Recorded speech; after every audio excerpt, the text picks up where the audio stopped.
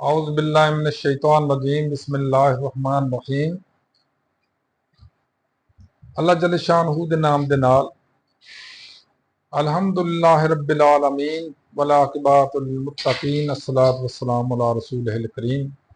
अस्सलामु अलैकुम दोस्तों, मैं डॉक्टर नसीर कालों हाज़र हाँ CNP तो।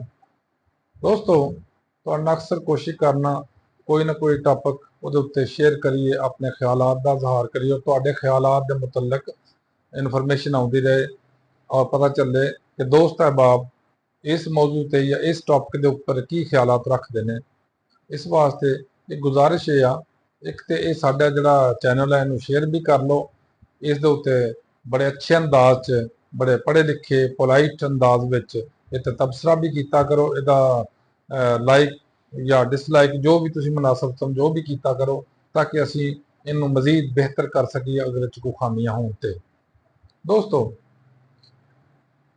जंगे अजीम दोयम जदों होई है तो जर्मनी ने लंदन के उपर या इंग्लैंड के उपर बहुत जबरदस्त फायरिंग की, बहुत ज्यादा बमबारी की, बहुत ज्यादा तबाही आई। लोग बड़े परेशान होए, बड़े तंग होए, बड़ी तकलीफ च होए, बड़े डिस्टेबल होए और उन्होंने खप पाई जिदे च उस वक्त के वजीर आजम से इंग्लैंड के चर्चिल। उन्होंने सिर्फ एक सवाल पूछा अपनी कौम नूं कि एक गल का मैनूं जवाब दिओ कि आया मेरे मुल्क दीयां अदालतां इंसाफ दे रही ने या नहीं दे रही। तमाम लोगों ने उन्होंने जवाब यह दिता कि 100% साडियां अदालतां इंसाफ ते मबनी इंसाफ दे रही हैं। पाकिस्तान इंसाफ नहीं, इंसाफ ते मबनी इंसाफ दे रही हैं। जिदे जवाब विच चर्चिल साहब ने यह कहा कि अगर मेरिया अदालतां मेरे मुल्क 100% इंसाफ दे रही हैं तो मैनू कोई परेशानी नहीं है और तुहानू भी कोई परेशानी नहीं होनी चाहिए। क्यों? जो भी साडे ते मामला तकलीफा परेशानियां आईयां ने इंशाअल्लाह हल हो जाणगियां। अगर किसी जगह ते कोई ज्यादती होई होएगी उहदियां अदालतां जड़ियां उहनूं आपे लुक आफ्टर कर लैणगियां और अदालतां उहदा हल कर देणगियां। ये सी इस मुल्क दा हाल लंदन दा। इस तरह तुसीं बड़े बड़े सियासी मुल्क या जिथे सियासी हुकूमतां ने या जमहूरीयत है जिथे उत्थे भी देखो, या जिथे जमहूरीयत नहीं है उत्थे भी अदालतां काम करदियां ने। लेकिन गैर जमहूरी अंदाज जिथे हुकूमतां ने उत्थे सियासत या उन्हां दी जिहड़ी हुकूमत आ उहदा दबाव जरूर हुंदा अदालतां दे उपर, इंसाफ दे उपर। लेकिन अक्सर औकात जमहूरी मुल्कां दे विच इन्ना ज्यादा दबाव अदालतां दे उपर नहीं हुंदा जिन्ना कि गैर मुंतखब हुकूमतां या गैर जमहूरी हुकूमतां च हुंदा। तुहाडे सामने मिसाल है कि बांग्लादेश अगरचे पाकिस्तान की तरह की जमहूरीयत सी उत्थे और उत्थे भी यही सिस्टम चल रहा सी कि अदालतां हुकूमत के मतहत सन, हुकूमत के दबाव च सन और हसीना वाजिद साहिबा जो चाहुंदियां सी, जो दिल करदा सी उहो जिहे फैसले लै लैंदियां हैं और मुल्क की हालांकि इकानमी बहुत बेहतर की, इस बावजूद मुल्क को तबाह करके रख छड्या। अखलाकी तौर पर भी, दुनियावी तौर पर भी, मुआशी तौर पर, मुआशरती तौर पर भी और जी है जमहूरी तौर पर भी। इंडिया लै लो, बहुत बड़ी जमहूरीयत है, बहुत बड़ी जमहूरीयत है, लेकिन किसी ना किसी हद तक गवर्नमेंट का जरूर असर आ उतों की अदलिया के उपर भी। लेकिन वो एक बहुत बड़ी वजह यह आ कि उत्थे तासब परस्त बहुत आ, बहुत तासब परस्ती आ। हिंदू जहनीयत जी आ और मुसलमानों के खिलाफ या दूसरी अकलीयतों के खिलाफ बहुत तासब रखते हैं। लिहाजा उत्थे तासब की वजह तो अगर कोई मामला खराब होंगे तो होंगे ने, अदरवाइज गवर्नमेंट का इन्ना ज्यादा प्रैशर उत्थे अदालत के उपर नहीं है। लेकिन मेरे मुल्क के अंदर जिथे इस्लामी कानून ने, इस्लामी आईन आ, जमहूरीयत 100% ढंडोरा पिटे जाता, लेकिन इत्थे जमहूरीयत का नामो निशान तक नहीं है। कोई बंदा अपने खलूसे नीयत ना या खलूसे दिल ना गल नहीं कर सकता।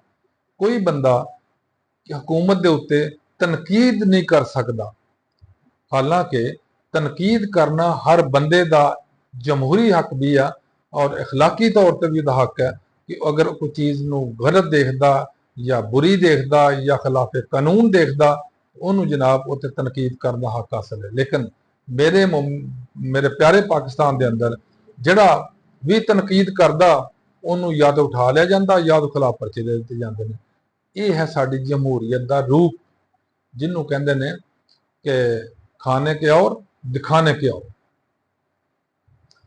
ਹੁਣ ਆ ਜਾਂਦੇ ਆ ਸਾਡੇ ਮੁਲਕ ਦੇ ਅੰਦਰ ਜਮਹੂਰੀਅਤ, ਸੋ ਕਾਲ ਜਮਹੂਰੀਅਤ ਜਾਂ ਜਾਨੀ ਜਮਹੂਰੀਅਤ ਨੇ ਜਿੰਨਾ ਇਨਸਾਫ ਦੇ ਨਿਜ਼ਾਮ ਨੂੰ ਤਬਾਹ ਕੀਤਾ ਵਾ, ਇੰਨਾ ਹੀ ਸਾਡੀ ਆਪਣੇ ਅਦਾਲਤੀ ਨਿਜ਼ਾਮ ਨੇ ਵੀ ਉਸ ਨੂੰ ਤਬਾਹ ਕੀਤਾ। ਜਿਹਦੇ ਚ ਮੈਂ 4 ਲੋਕਾਂ ਦਾ ਟਿਪੀਕਲੀ ਇਹਦੇ ਚ ਜ਼ਿਕਰ ਜ਼ਰੂਰ ਕਰਨਾ ਚਾਹਾਂਗਾ, ਜਿਹੜੇ ਸਾਡੇ ਚੀਫ ਜਸਟਿਸ ਰਹੇ ਨੇ ਇਸ ਮੁਲਕ ਦੇ, ਔਰ ਉਹਨਾਂ ਨੇ ਆਪਣੇ ਤੌਰ ਤੇ ਪੂਰੀ ਕੋਸ਼ਿਸ਼ ਕੀਤੀ ਆ ਕਿ ਇਨਸਾਫ ਦਾ ਮਲਿਆ ਮੇਟ ਕਰ ਦਿੱਤਾ ਜਾਏ, ਇਨਸਾਫ ਦੀ ਤਬਾਹੀ ਲਾ ਦਿੱਤੀ ਜਾਏ। ਤੇ ਫਿਰ ਵੀ ਅਗਰ ਕੋਈ ਇਨਸਾਫ ਕਿਸੇ ਜਗ੍ਹਾ ਤੇ ਹੋ ਰਿਹਾ ਹੋਵੇ ਤੇ ਫਿਰ ਅੱਲਾਹ ਤਾਲਾ ਦੀ ਮਿਹਰਬਾਨੀ ਨਹੀਂ ਹੋ ਰਿਹਾ। ਪਹਿਲੇ ਨੰਬਰ ਤੇ ਆ ਜਾਓ, ਉਹ ਸਨ ਜਨਾਬ ਜਸਟਿਸ ਮੁਨੀਰ ਸਾਹਿਬ।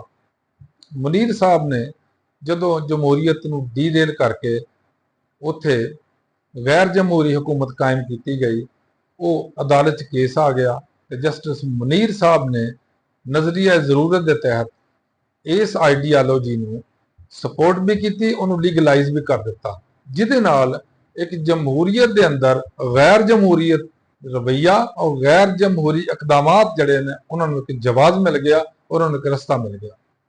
ਦੂਸਰੇ ਨੰਬਰ ਤੇ ਸਨ ਮੌਲਵੀ ਮੁਸ਼ਤਾਕ ਸਾਹਿਬ, ਜਿਨ੍ਹਾਂ ਨੇ ਭੁੱਟੋ ਸਾਹਿਬ ਦੇ ਕੇਸ ਨੂੰ ਹੈਂਡਲ ਕੀਤਾ ਸੁਪਰੀਮ ਕੋਰਟ 'ਚ ਔਰ ਉਹਨਾਂ ਨੂੰ ਸਜ਼ਾਏ ਮੌਤ ਦਿੱਤੀ, ਜਿਹੜੀ ਚੰਦ ਹਫ਼ਤੇ ਪਹਿਲੇ ਮੌਜੂਦਾ ਅਦਲੀਆ ਨੇ ਉਹਨੂੰ ਗੈਰ ਕਾਨੂੰਨੀ ਔਰ ਗੈਰ ਇਨਸਾਫ ਨਾ ਇਨਸਾਫੀ ਦੇ ਉਹਦਾ ਡਿਕਲੇਅਰ ਕਰ ਦਿੱਤਾ।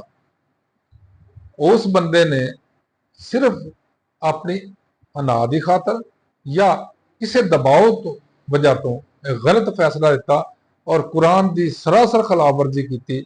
कुरान अल्लाह ताला फरमाते हैं कि जिसने एक जान को जान बचाई गोया कि उसने पूरी कायनात बचाई, और जिसने एक जान नाजायज ली उसने पूरी कायनात की जान। तीसरे नंबर पे आ जाओ जस्टिस इफ्तिखार चौधरी साहब, उन्होंने वास्ते इतजाज हसन और उस दौर के जिन्ने बड़े बड़े वड्डे लंड किस्म के वकला सन तंजीमां सी, उन्होंने बड़ा जबरदस्त स्टैंड लिया कि जनाब असी इंसाफ का बोलबाला करना, अदलिया नूं आज़ाद रखना, अदलिया ते दबाव ना आवे। लेकिन होया कि उस बंदे ने भी, बंदा खुदा ने जिसले रीइनस्टेट हो गए, दोबारा सर्विस च आ गए, उस बंदे ने वो तबाही लाई अदलिया की, वो तबाही लाई अदलिया की जिदा शायद जस्टिस मुनीर और जस्टिस मौलवी मुश्ताक ने भी नहीं लाई हुई।